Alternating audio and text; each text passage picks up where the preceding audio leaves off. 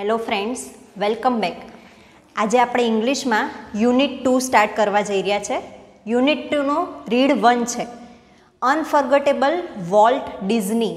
હવે ડિઝની નામ તો તમે ક્યાંક ને ક્યાંક સાંભળ્યું જ હશે. ડિઝનીલેન્ડ એવું પણ સાંભળ્યું હશે, જે આખા દુનિયામાં વિશ્વવિખ્યાત એવું એક પાર્ક છે કે જ્યાં બધાને નાનાથી લઈને મોટા અને વૃદ્ધ બધાને મજા આવે એવો અમ્યુઝમેન્ટ પાર્ક છે. તો એ ડિઝનીલેન્ડ પાર્ક કોણે બનાવ્યો એના વિશેની આ વાત છે. તો ડિઝની, અહીંયા જે નામ લખ્યું છે વોલ્ટ ડિઝનીએ એ પાર્ક બનાવ્યો છે, પણ પાર્ક માટે એ ઇમ્પોર્ટન્ટ નથી. એમણે અત્યાર સુધી જે કાર્ટૂન સિરીઝ છે એમાં ઇતિહાસ રચ્યો હોય એવું કામ કર્યું છે. તો કાર્ટૂનની વાત કરીએ તો સૌ પ્રથમ આપણા માઇન્ડમાં મિકી માઉસ એ જ સ્ટ્રાઇક થાય. તો મિકી માઉસથી જ જાણે કે કાર્ટૂનની શરૂઆત થઈ. તો મિકી માઉસ એ વોલ્ટ ડિઝનીનું ક્રિએશન છે અને એ એમનું ફર્સ્ટ ડ્રોઈંગ હતું, અને ડ્રોઈંગ બાદ એમણે કાર્ટૂન સિરીઝ ચાલુ કરી, પછીથી એમણે એનિમેટેડ મૂવીઝ ચાલુ કરી, અને છેલ્લે એમનું સપનું હતું કે એક એવો અમ્યુઝમેન્ટ પાર્ક બનાવો કે જેમાં નાના બાળકો, મોટા અને વૃદ્ધો બધાને મજા પડે. તો એવું એમનું સપનું આજે પૂર્ણ થયું છે અને બધા વોલ્ટ ડિઝનીને આ રીતે જાણે છે. ડિઝનીલેન્ડ આખા જગતમાં વિખ્યાત છે. તો ચાલો વધુ નથી કહેતી, જેમ જેમ આપણે રીડ વાંચીએ એમ વોલ્ટ ડિઝની વિશે જાણતા જઈએ છે. તો તમારી ટેક્સ્ટ બુક લઈને રેડી થઈ જાઓ. Unit 2 read 1 unforgettable Walt Disney. Unforgettable એટલે ક્યારેય ભૂલી ના શકાય એવા વોલ્ટ ડિઝની. વોલ્ટ એમનું નામ છે, ડિઝની એમની સરનેમ છે. હવે આ યુનિટ વિશે થોડી વાત કરીએ. તો આ લખ્યો છે રોય ડિઝનીએ, ROY રોય, અહીંયા તમને ખૂણામાં નામ આપ્યું છે. તો એ લખનાર વ્યક્તિ એ આ વોલ્ટ ડિઝનીના બ્રધર છે, ભાઈ છે. એટલે વોલ્ટ ડિઝનીના ગયા પછી એમના ભાઈ રોય ડિઝનીએ એમના વિશે જે લખાણ લખ્યું છે એ આપણે અહીંયા એના કેટલાક અંશો જોવાના છે. મતલબ કે રોય ડિઝનીએ વોલ્ટ ડિઝની વિશે જે બાયોગ્રાફી લખી છે, બીજાના જીવન વિશે લખાતું વૃત્તાંત, એને કહેવાય બાયોગ્રાફી. તો આ બાયોગ્રાફીનો કેટલુંક નાનકડો અંશ આપણે અહીં જોવાના છે. તો ચાલો ઓળખીએ કેવા હતા વોલ્ટ ડિઝની. શરૂ કરીએ છીએ. My brother Walt is no more, yet his influence lingers like a living presence over the studio where he turned out the cartoons, nature films and feature movies that made him known and loved around the world. આ યુનિટમાં તમને થોડા comparatively લાંબા sentence જોવા મળશે. તો ચિંતા નથી કરવાની, આપણે વર્ડ ટુ વર્ડ ટ્રાન્સલેશન કરવાના છે જેથી તમને ખ્યાલ આવશે. હવે જેટલું બી લખાણ છે એ રોય કહે છે, રોય ડિઝની, મતલબ કે એમના શબ્દોમાં જ જોઈએ છે. માય બ્રધર વોલ્ટ, મારો ભાઈ વોલ્ટ, ઇઝ નો મોર. નો મોર એ શબ્દો ક્યારે વપરાય? જ્યારે કોઈ વ્યક્તિ આ દુનિયામાં હયાત નથી, મૃત્યુ પામી છે, એના માટે વપરાતો શબ્દ છે નો મોર. તો મારો ભાઈ વોલ્ટ અત્યારે હયાત નથી. Yet his influence lingers like a living presence over the studio. Yet, તેમ છતાં એમની ઇન્ફ્લુઅન્સ એટલે અસર, ઇફેક્ટ જેને આપણે કહીએ છીએ,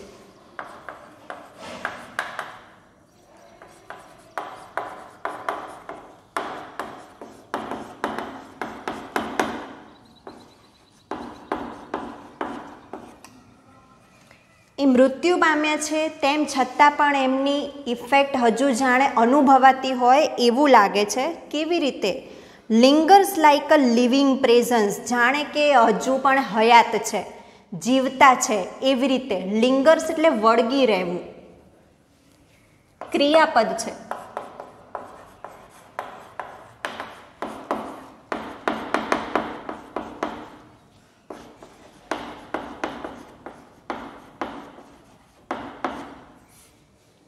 મતલબ કે એવી અમુક જ વ્યક્તિઓ હોય છે જે મૃત્યુ પામે તેના પછી પણ આપણે તેનો અહેસાસ કરી શકીએ જાણે કે એ આપણી વચ્ચે હાજર હોય. એવું અહીંયા રોય ડિઝની કહેવા માગે છે વોલ્ટ ડિઝની વિશે. તો કહે છે કે lingers like a living presence over the studio where he turned out the cartoon. ક્યાં એવું લાગે છે? સ્ટુડિયોમાં.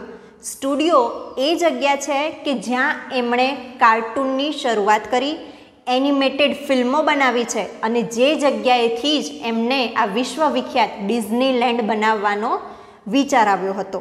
એટલે કે વોલ્ટ ડિઝનીનું મોટા ભાગનું જીવન એમના સ્ટુડિયોમાં જ પસાર થયું છે. તો સ્ટુડિયોમાં એ કેવી રીતે કામ કરતા હતા એ બધું જાણે કે અત્યારે પોતે હાજર જ હોય એવી અસર જન્મે છે. Where he turned out the cartoons. Turned out એટલે એ તરફ વળ્યા. સ્ટુડિયો કે જ્યાં તેઓ કાર્ટૂન તરફ વળ્યા, નેચર ફિલ્મ્સ પ્રાકૃતિક ફિલ્મો તરફ વળ્યા, and feature movies that made him non and loved around the world. અને એવી ફીચર મૂવી બનાવી કે જેનાથી આખી દુનિયામાં એ જાણીતાય બન્યા અને આખી દુનિયા તેમને પ્રેમ કરતી થઈ ગઈ. મતલબ કે એમણે કાર્ટૂન બનાવી છે, કેટલીક એનિમેટેડ ફિલ્મો બનાવી છે, નેચર ફિલ્મો બનાવી છે અને આખી દુનિયામાં જાણીતા થઈ ગયા છે અને આખી દુનિયાનો એમણે પ્રેમ પ્રાપ્ત કર્યો હતો. તો આ બધું જ્યારે રોય ડિઝની એમના સ્ટુડિયોમાં જાય છે ત્યારે એમને એવું લાગે છે કે મારો આ ભાઈ હજુ અહીંયા હયાત છે. Even now as I walk around the studio crew I half expect to encounter that tall country boy figure had bored in thought about some new project. Even now, હજુ પણ હાલની તારીખમાં પણ as I walk around the studio crew. Crew એટલે એક સમૂહ, જે આખી ટીમ કામ કરતી હોય છે જે જગ્યાએ. જેમ કે આ સ્ટુડિયોની વાત છે વોલ્ટ ડિઝની, તો સ્ટુડિયોમાં એમના જે સાથી વર્કર્સ હતા એ બધા ભેગા થઈને જ્યારે કામ કરે છે એના માટેનો શબ્દ વપરાયો છે ક્રૂ.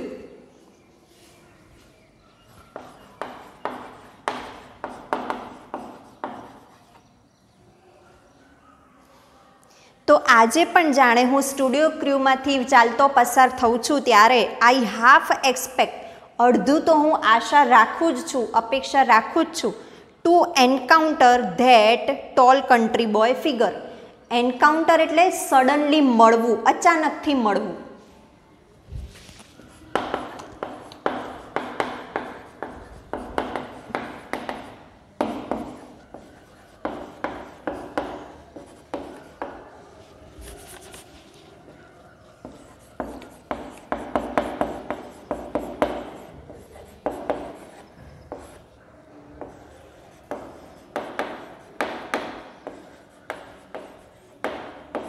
ટુ મીટ અનએક્સપેક્ટેડલી, આશા ન રાખ્યો એમ અચાનક જ મળી જાય કોઈ, એને કહેવાય encounter.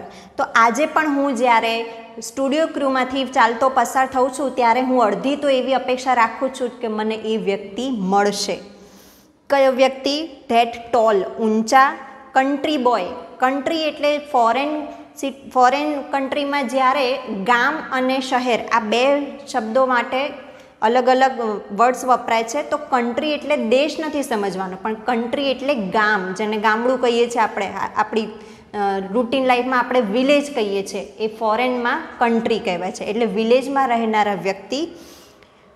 Head board in thought, વિચારોમાં જેમનું મસ્તક હંમેશા નમેલું જ હોય. કેમ નમેલું? કે બીજું બધું કંઈ નહીં જોવાનું, માત્ર વિચાર. અને જ્યારે માણસ વિચાર કરતો હોય ત્યારે એના આજુબાજુનું કંઈ નજર આવતું નથી, ફક્ત ને ફક્ત આમ નીચું જોઈને માણસ કંઈ ને કંઈ હાલતો ચાલતો હોય કાં તો કામ કરે જતો હોય. આવું એ વોલ્ટનું ડિસ્ક્રિપ્શન આપે છે કે જે ઊંચા હતા, કન્ટ્રી બોય ફિગર એવા લાગતા હતા અને હંમેશા વિચારોમાં પોતાનું માથું સહેજ નમાવેલું જ હોય. શાના વિચારો? In thought about some new project, નવા ને નવા પ્રોજેક્ટ કરતું જ રહેવું. આ વોલ્ટ ડિઝનીની એક ખાસિયત હતી કે એક એમનું સપનું પૂરું થાય તો તરત બીજું નહીં તો ત્રીજું, આવી રીતે એક પછી એક એમને પોતાની લાઈફમાં સતત કામ કરે જ રાખ્યું છે, સતત નવા નવા પ્રોજેક્ટ રચે જ રાખ્યા છે. તો આ એમની બહુ મોટી ખાસિયત હતી. Walt was so much the driving force behind all we did, from making movies to building Disneyland, that people constantly mention his name as if he were still alive. Volt A driving force હતા. અહીંયા આપણે driving force મતલબ inspiration કહીશું.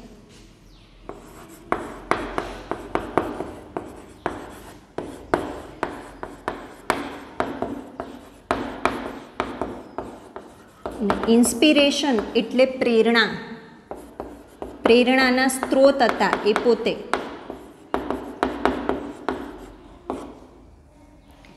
શાના માટે?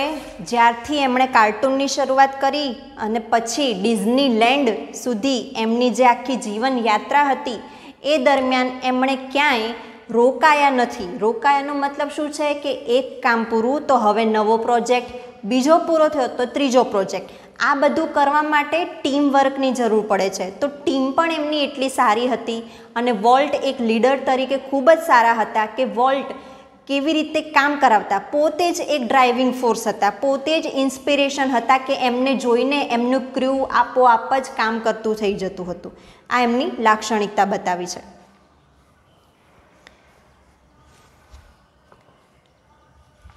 That people constantly mention his name as if he were still alive. અને લોકો હજુ પણ કોન્સ્ટન્ટલી એટલે સતત, continuously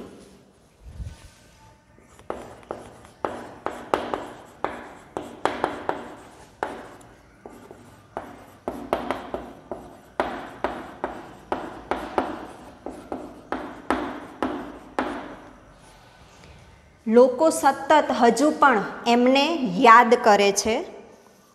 as if he were still alive, as if જાણે કે એ હજુ પણ જીવતા હોય. આ રીતે લોકો એમને હાલની તારીખમાં પણ યાદ કરે છે. Every time we show a new picture or open a new feature at Disneyland, someone is bound to say, I wonder how Walt would like it. મતલબ કે ડિઝનીલેન્ડ વોલ્ટનો એક પ્રોજેક્ટ હતો અને એમનું સપનું હતું કે ડિઝનીલેન્ડ કેવું હોવું જોઈએ. ડિઝનીલેન્ડમાં હાલની તારીખમાં પણ કંઈ ને કંઈ નવા નવા ચેન્જીસ થતા રહે છે, નવા નવા ફીચર એડ થતા રહે છે. અને આ જ એક લક્ષ્ય હતું વોલ્ટ ડિઝનીનું કે એમનું ડિઝનીલેન્ડ ક્યારેય કમ્પ્લીટ એવું ન લાગવું જોઈએ. મતલબ કે સમયની સાથે એમાં નવી નવી અપડેશન થતી જ રહેવી જોઈએ. તો હાલની તારીખમાં પણ એમના વિચારો મુજબ નવા નવા અપડેશન થઈ રાખે છે. તો હાલની તારીખ મુજબ આ વાક્ય કહેવામાં આવ્યું છે કે every time we show a new picture, જ્યારે અમે કોઈક નવું પિક્ચર બતાવીએ છીએ. રોય ડિઝની અને એમની ટીમ એ જાણે આપણને કહેતા હોય પ્રેઝન્ટમાં એવું છે કે જ્યારે અમે કોઈ નવા પિક્ચર બતાવીએ or open a new feature at Disneyland, અથવા તો ડિઝનીલેન્ડમાં કંઈક નવું ફીચર ઉમેરીએ ત્યારે સમવન ઇઝ બાઉન્ડ ટુ સે, કોઈ એક તો કહેવા બંધાયેલું જ છે. મતલબ કે કોઈ એક વ્યક્તિ તો કહેશે જ કે I wonder how Walt would like it. મને વિચાર આવે છે કે વોલ્ટને આ કેવી રીતે પસંદ આવશે કે નહીં આવે. મતલબ કે એમની ટીમના સભ્યો જે હતા એ વોલ્ટની ચોઇસ મુજબ જ નવું ફીચર એડ કરતા હતા. અને હંમેશા જ્યારે અત્યારે પણ નવું કંઈક એડ થાય છે ત્યારે વોલ્ટને યાદ કરવામાં આવે છે અને વોલ્ટના નજરિયાથી એને જોવામાં આવે છે કે વોલ્ટ હોત તો એમને આ કેવું પસંદ પડ્યું હોત, સારું, વધુ સારું, એમાં કંઈક નવી કમેન્ટ કરી હોત વગેરે વગેરે. મતલબ કે આજે પણ લોકો એમને એટલું જ પ્રેમથી યાદ કરે છે. And when this happens, I personally realize that it was something he himself had planned. અને જ્યારે આવું થાય છે, હાલની તારીખમાં લોકો એને યાદ કરે છે, ત્યારે મને એવું લાગે છે, મને મતલબ રોય ડિઝની કહે છે કે મને એવું લાગે છે કે it was something he himself had planned. આ એવું કંઈક હતું કે તેણે જાતે પ્લાન કરેલું હતું. તેમણે મતલબ કોણ? વોલ્ટ ડિઝનીએ. મતલબ કે વોલ્ટ ડિઝનીએ એટલા બધા પ્લાનિંગ કરીને રાખ્યા હતા કે એ પોતે હયાત ન હોય તો પણ એમના પ્રોજેક્ટ જિંદગીભર અવિરત રીતે ચાલુ જ હોત. અને એમનું જે થિંકિંગ હતું એ મુજબ જ એમનું ક્રૂ એ કામ કરવા ટેવાયેલું હતું અને હાલની તારીખમાં પણ એમના પ્લાનિંગ મુજબના જ કામ થાય છે. એટલે એક વ્યક્તિના જે વિચારો છે એમના ગયા પછી પણ આ જે વિચાર ઉપર કામ થઈ રહ્યું છે એ કંઈ જ નાની સૂની વાત નથી. For my imaginative, industrious brother left enough projects in progress to keep the rest of us busy for many years. હવે પોતાના ભાઈની ડિસ્ક્રિપ્શન આપે છે કે કેવા હતા. ઇમેજિનેટિવ, કલ્પનાશીલ. વોલ્ટ ડિઝનીની વાત છે કે વોલ્ટ ડિઝની કલ્પનાશીલ હતા, કલ્પનાશીલ એટલે કેવું કે સર્જન એમણે કર્યું છે, ક્યારેય ન જોયું હોય એવું કાર્ટૂન એમણે રચ્યું, એવી ફિલ્મો રચી છે અને એવો અમ્યુઝમેન્ટ પાર્ક બનાવ્યો છે. તો પોતાની ઇમેજિનેશનથી જ આ બધું પોસિબલ થયું છે. એટલે જરૂરી છે કહેવું કે વોલ્ટ ડિઝની ઇમેજિનેટિવ હતા, ઇન્ડસ્ટ્રીયસ હાર્ડવર્કિંગ જેને આપણે કહીએ ઉદ્યમી.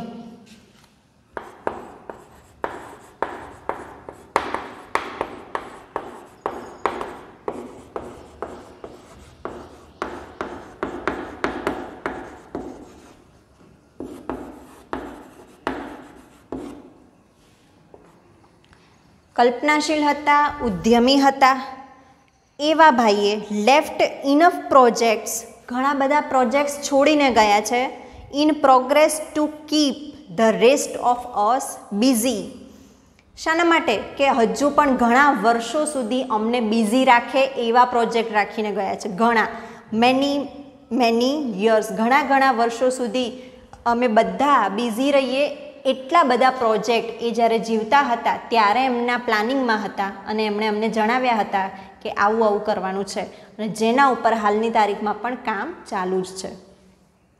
Volt was a complex man, ગૂંચવણ ભરેલા માણસ હતા, મતલબ કે ઇઝીલી સમજણમાં આવે એવા ન હતા, આપણે એમને પહેલી નજરે સમજી ના શકીએ એવા વ્યક્તિ હતા. To the writers, producers and animators who worked with him, he was a genius who had an extraordinary ability to add an extra stroke of imagination to any story or idea. હવે કોના માટે એ કેવા વ્યક્તિ હતા એ અહીંયા ખાસ તમારે ધ્યાન રાખવાનું છે કે હમણાં ઇમેજિનેટિવ અને ઇન્ડસ્ટ્રીયસ આ બે કોના માટે છે? રોય માટે. મતલબ કે એમના ભાઈ રોય ડિઝની કહે છે કે મારા માટે મારો ભાઈ ઇમેજિનેટિવ અને ઇન્ડસ્ટ્રીયસ, આ બે શબ્દોથી એ વર્ણવે છે. હવે કોની વાત આવે છે? રાઇટર્સ. રાઇટર્સ શા માટે? કાર્ટૂનની સ્ટોરી લખવા કે મૂવીની સ્ટોરી લખવાવાળા એમની સાથે કામ કરતા જે રાઇટર્સ હતા એ રાઇટર્સની નજરમાં વોલ્ટ ડિઝની કેવા હતા? હી વોઝ અ જીનિયસ, ખૂબ જ જીનિયસ, અતિ પ્રતિભાશાળી, અતિ બુદ્ધિશાળી વ્યક્તિ હતા કે who had an extraordinary ability to add an extra stroke of imagination to any story or idea. Writer, animator, producer જેમણે આ મૂવી કે કાર્ટૂન સિરીઝની મેટરમાં કામ કરવાનું છે એવા વ્યક્તિઓ માટે વોલ્ટ કેવા હતા? અતિશય બુદ્ધિશાળી લાગતા હતા એમને વોલ્ટ. શા માટે? કે જેમનું કામ છે સ્ટોરી લખવાનું, એમના કામ જોયા બાદ પોતાનો સ્ટ્રોક ઉમેરતા. સ્ટ્રોક ઉમેરવો મતલબ શું છે? કે બીજા બધાને તો એ વસ્તુ કમ્પ્લીટ જ લાગે છે, તેમ છતાં એ પોતાનું એક અંદર કંઈક ઉમેરે છે અને એ તત્વ ઉમેરવાથી જે તે સ્ટોરી છે એ અતિશય પ્રસિદ્ધ થઈ જાય છે. તો આ મુજબ એ બધા લોકો વોલ્ટ ડિઝનીને જીનિયસ કહેતા. કોણ કોણ? રાઇટર્સ, પ્રોડ્યુસર્સ અને એનિમેટર્સ. આ ત્રણ માટે વોલ્ટ ડિઝની કેવા હતા? જીનિયસ. કેવા genius? who had an extraordinary ability, એવી અસાધારણ ક્ષમતા હતી વોલ્ટ ડિઝની પાસે કે કોઈ પણ સ્ટોરી હોય કે કોઈ પણ આઈડિયા ઉપર એક્સ્ટ્રા સ્ટ્રોક ઉમેરી શકતા હતા. To the millions of people who watched his TV show, he was a warm, kindly personality, bringing fun and pleasure into their house. 3-4 વ્યક્તિની વાત થઈ. રોય ડિઝની માટે કેવા હતા? પ્રોડ્યુસર માટે, રાઇટર માટે અને એનિમેટર માટે વોલ્ટ ડિઝની કેવા હતા? હવે મેઇન પોર્શન આવે છે કે જે લાખો કરોડો લોકો એમને જોતા હતા ટીવીમાં.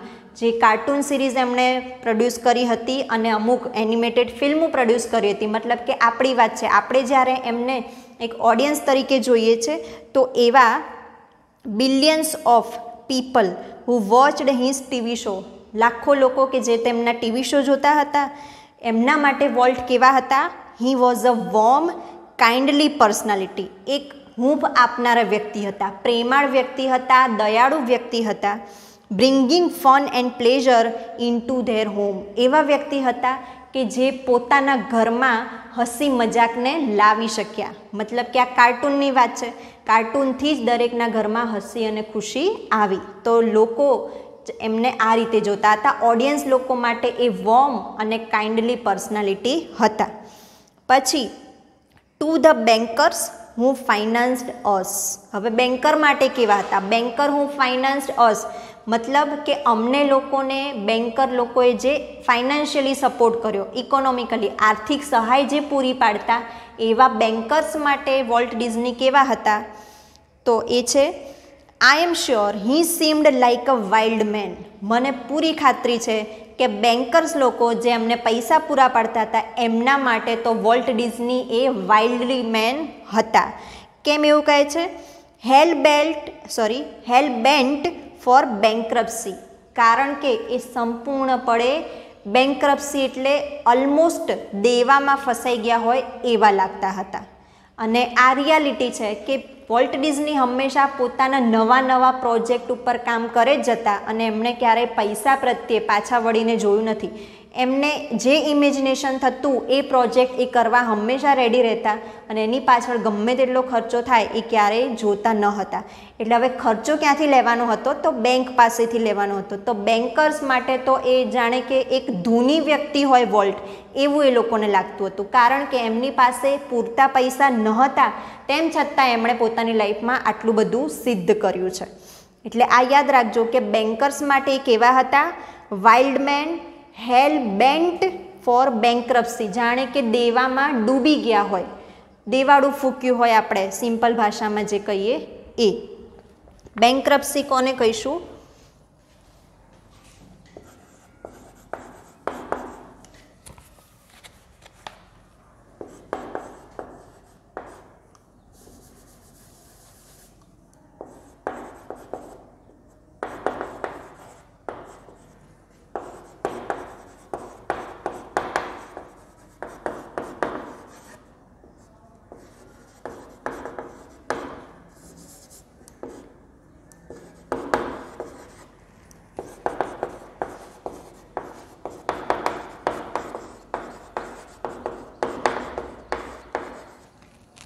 આર્થિક રીતે જે લગભગ ખાલી થઈ ગયા હોય એને બેન્ક્રપ્ટ પર્સન કહેવાશે.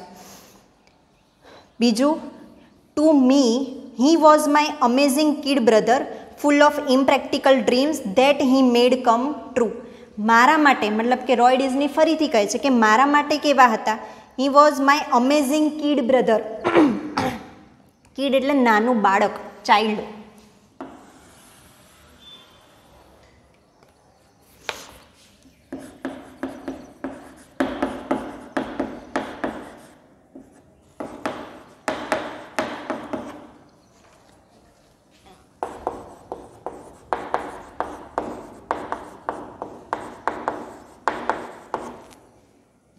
મારા માટે તો જાણે નાનું બાળક હોય એવું લાગતા હતા. કેવું બાળક? Full of impractical dreams that he made come true. આખા જે સપનાઓ એ જોઈ રાખતા હતા, લગભગ આપણને એવું લાગે કે ઇમ્પ્રેક્ટિકલ છે, મતલબ કે શક્ય જ નથી એવા સપના એમણે જોયા હતા, એવી એમની કલ્પનાઓ હતી. તેમ છતાંય એ બધા સપના પૂર્ણ થયા છે, એ જોવાની વાત છે. That he made come true મતલબ કે એ સપનાઓ જે અશક્ય લાગતા હતા એને આમણે પૂરા કરીને બતાવ્યા. તો એવો મારો કિડ બ્રધર હતો, મારો જાણે નાનકડો ભાઈ એવો લાગતો હતો. તો આ પેરેગ્રાફમાં કોની નજરે વોલ્ટ ડિઝની કેવા હતા એ ખાસ ધ્યાનમાં લેવાનું છે. નેક્સ્ટ જોઈએ. The apple orchard and weeping willows stand green and beautiful at our old farm, where Walt sketched his first animals. હવે વોલ્ટની જિંદગીની શરૂઆત આ કાર્ટૂન ક્ષેત્રે કેવી રીતે થઈ એ સ્ટોરી ઉપર અહીંયા ફોકસ છે કે અમારા ગાર્ડનમાં મતલબ જ્યાં એમનું ઘર હતું ત્યાં એપલ ઓર્ચાર્ડ ટ્રીનું નામ છે, ઝાડનું નામ છે, એન્ડ વીપિંગ વિલો આ પણ એક વૃક્ષનું નામ છે. આ બે વૃક્ષો જે હતા એ stand green and beautiful at our old farm, અમારું જૂનું ફાર્મ હતું ત્યાં આ બે વૃક્ષો બહુ જ જૂના પુરાણા હતા જે હંમેશા ગ્રીન હતા અને સુંદર દેખાતા હતા. વેર વોલ્ટ સ્કેચ્ડ હિઝ ફર્સ્ટ એનિમલ્સ, અને એ જગ્યાએ વોલ્ટે એમનું પહેલું પ્રાણી દોર્યું, સ્કેચ દોર્યો.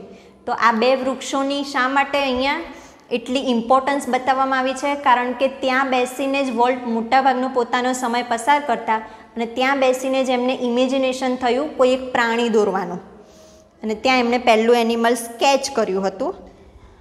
I recall how Walt and I would snuggle together in bed and hear the haunting whistle of a locomotive passing in the night. મને યાદ છે, મતલબ કે આ બે ભાઈઓ જ્યારે નાના હતા એ વખતની વાત છે, કેવી મસ્તી કરતા હતા એ દિવસો યાદ કર્યા છે. રિકોલ એટલે યાદ કરવું.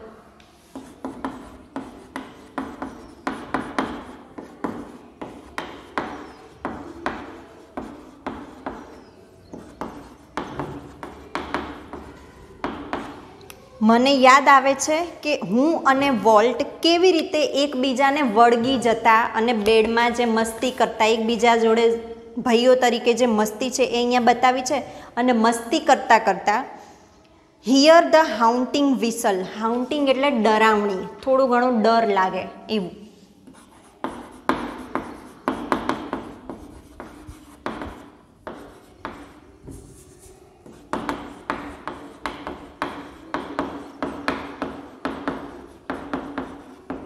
એટલે બે ભાઈઓ નાના હતા એ વખતની વાત છે કે અમે જ્યારે પણ અમારા જૂના ફાર્મમાં મસ્તી કરતા હતા બેડ ઉપર એકબીજાને વળગીને, ત્યારે ત્યાંથી લોકોમોટિવ વિસલનો અવાજ અમને આવતો અને ત્યારે ક્યારેક અમે ડરી પણ જતા હતા. હવે લોકોમોટિવ એટલે મોનોટોનસ, એક સમાન, કાયમ, મતલબ આવો અવાજ આવતો જ રહેતો. એમને ખ્યાલ નહોતો કે શાનો અવાજ છે, એટલે એક જૂની એમની મેમરી થઈ છે.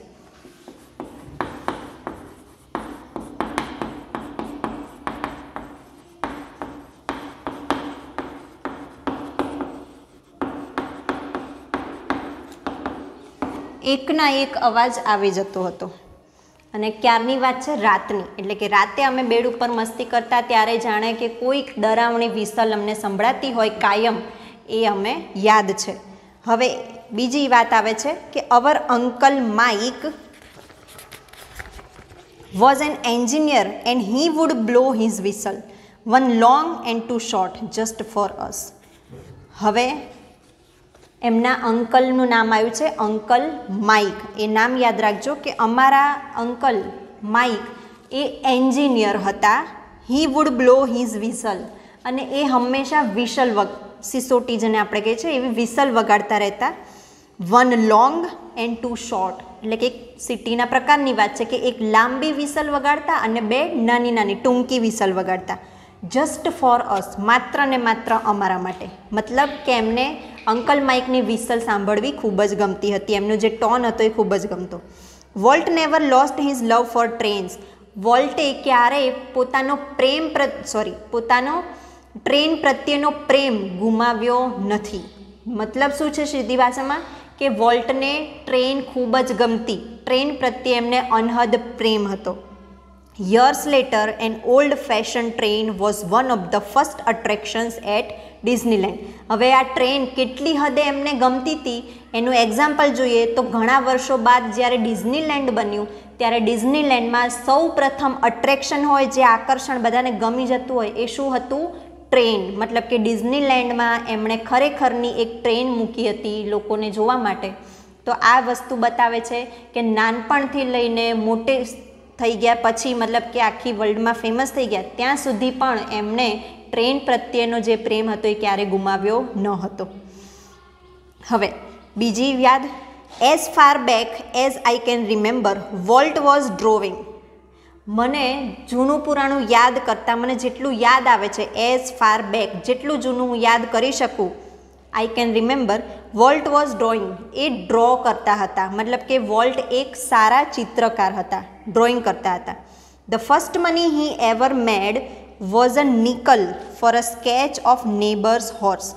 તો મને યાદ આવે છે કે સૌથી પહેલાં એમણે પૈસા કમાવ્યા હોય તો એ શેના હતા? નિકલ. માત્ર એક નિકલ કમાયા હતા. જેમ આપણે રૂપિયા અને પૈસામાં કરન્સી બોલાય છે અને રૂપિયાની કમ્પેરમાં પૈસો એ કશું જ નથી કહેવાતું, પણ જૂના જમાનામાં પૈસાની પણ કિંમત હતી, 1 પૈસો 2 પૈસા. એમ અહીંયા નિકલ એ લગભગ નહિવત જેવી કિંમત છે, પણ એ જમાનામાં નિકલ તરીકે એમની કરન્સી હતી. તો કહે છે કે મને યાદ આવે છે કે વોલ્ટે એની પ્રથમ કમાણી જો કરી હોય તો એ હતું અ નિકલ. માત્ર 1 નિકલ કમાયા હતા. શેનાથી? For a sketch of neighbours horse. અને અમારા પાડોશી હતા એમના ઘરે ઘોડો હતો, તો ઘોડાનો એમણે સ્કેચ બનાવ્યો હતો અને સ્કેચ બનાવીને પાડોશીને આપ્યો તો પાડોશીએ ખુશ થઈને એક નિકલ આપ્યો હતો. મતલબ કે સાબિત થાય છે કે વોલ્ટને પ્રાણીઓએ ગમતા હતા અને પ્રાણીઓના સ્કેચ પણ એ સારા બનાવી શકતા હતા અને આ રીતે એમણે પહેલી કમાણી કરી હતી અ નિકલ. યાદ રાખજો. બીજું, he studied cartooning in Chicago and then started a little animated cartoon company in Kansas City that flopped. આ પેરેગ્રાફ છે વિદ્યાર્થી મિત્રો, એ તમારા માટે અગત્યનો છે. ખાસ ધ્યાનમાં રાખજો. અહીંયા જે ઇન્ફોર્મેશન કહેવામાં આવી છે કે એમની પહેલી કમાણી શું હતી? અ નિકલ. શેના માટે હતી? નેબર્સ હોર્સ, પડોશીના ઘોડો, એનું જે ડ્રોઈંગ કર્યું હતું એના માટે. પછી he studied cartooning in Chicago. Chicago શહેરનું નામ છે, તો એમણે કાર્ટૂનિંગ વિશે ભણ્યું કઈ જગ્યાએ? શિકાગો શહેરમાં.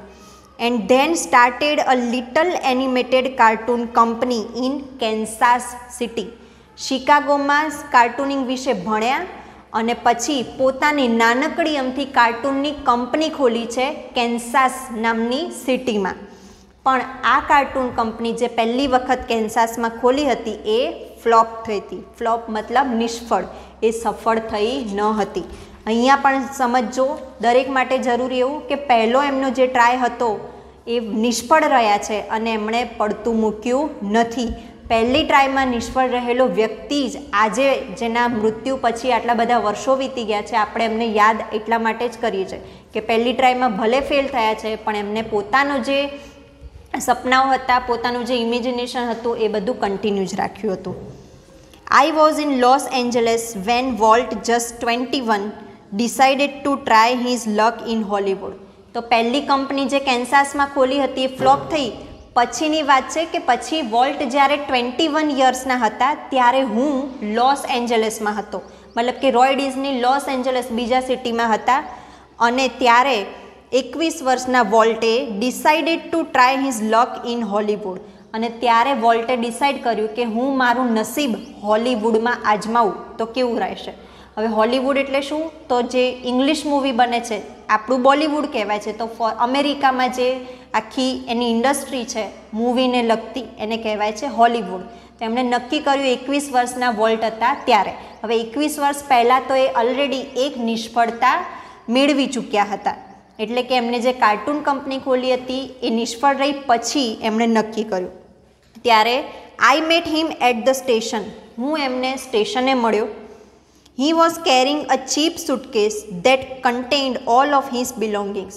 મતલબ કે એ હોલીવુડમાં ઝંપલાવવા આવી જ ચૂક્યા હતા. હું લોસ એન્જલસમાં હતો અને ત્યારે મારો ભાઈ ત્યાં આવ્યો તો હું એને સ્ટેશને મળ્યો અને સ્ટેશને મેં જોયું છે તો એમની પાસે એક ચીપેસ્ટ સુટકેસ, મતલબ કે એક સસ્તી બેગ હતી, સુટકેસ હતી, that contained all of his belongings, કે જેની અંદર એમનું બધું જ હતું. બિલોંગિંગ્સ એટલે વસ્તુઓ જે પોતાની હોય.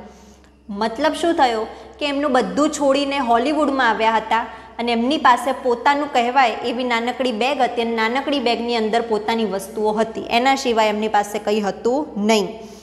અને he borrowed $500 from an uncle and Walt started a cartoon series called Alice in Cartoonland.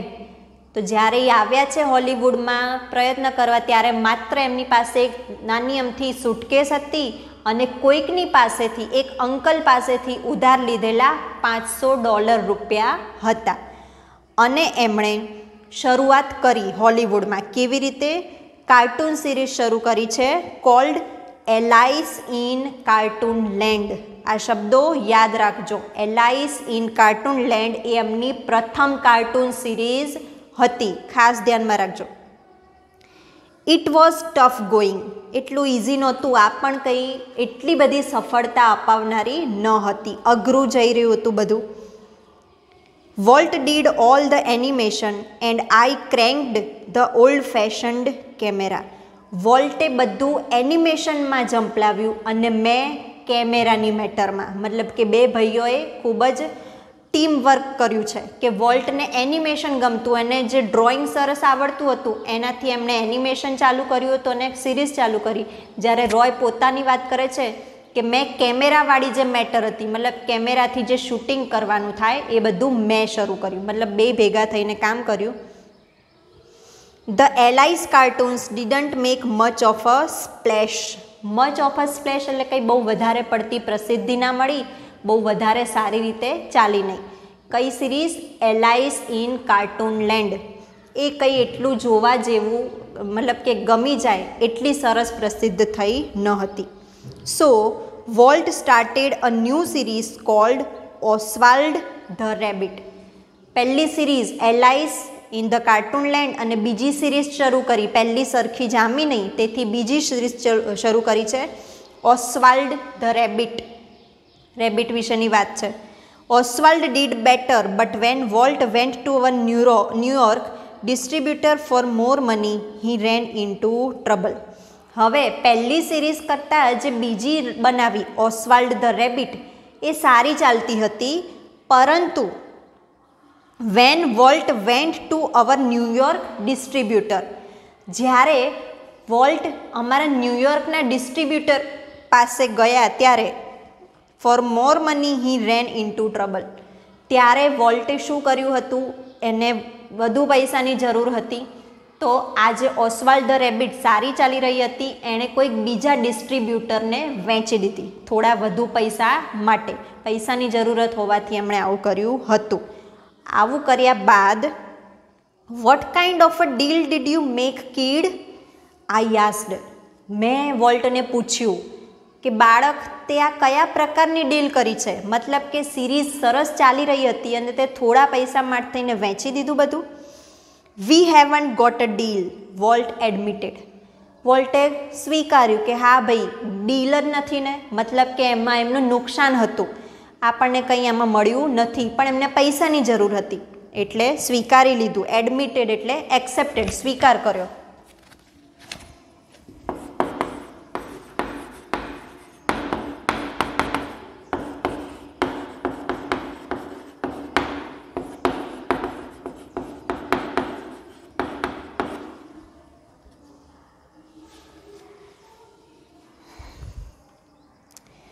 The distributor copyrighted Oswald and he is taking over the series himself. શું કહે છે કે હું ડિસ્ટ્રીબ્યુટર પાસે ગયો તો ત્યારે એમણે ઓસ્વાલ્ડ ધ રેબિટના કોપીરાઇટ ખરીદી લીધા અને સિરીઝ આખી પોતાની જાતે ટેક ઓવર કરી લીધી. મતલબ કે થોડા પૈસા એમને જોઈતા હતા તો એના બદલામાં ડિસ્ટ્રીબ્યુટરે આવી ડિમાન્ડ કરી કે એના બધા રાઇટ મને આપી દો અને સિરીઝ હવે મારા નામની કહેવાશે. મતલબ કે હવે ઓસ્વાલ્ડ ધ રેબિટમાંથી વોલ્ટનું નામ જતું રહ્યું. Strangely Walt did not seem downhearted. આવું થયું તો આપણને તો દુઃખ ભર્યું લાગે છે, પણ વિચિત્ર કહેવાય કે આવું થયા પછી પણ Walt did not seem downhearted. Walt દુઃખી દેખાતા ન હતા. ડાઉન હાર્ટેડ એટલે થોડા નિરાશ.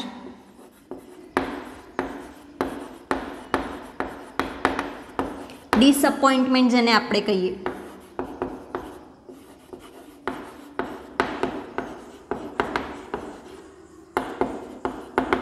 દુઃખી અથવા તો નિરાશ.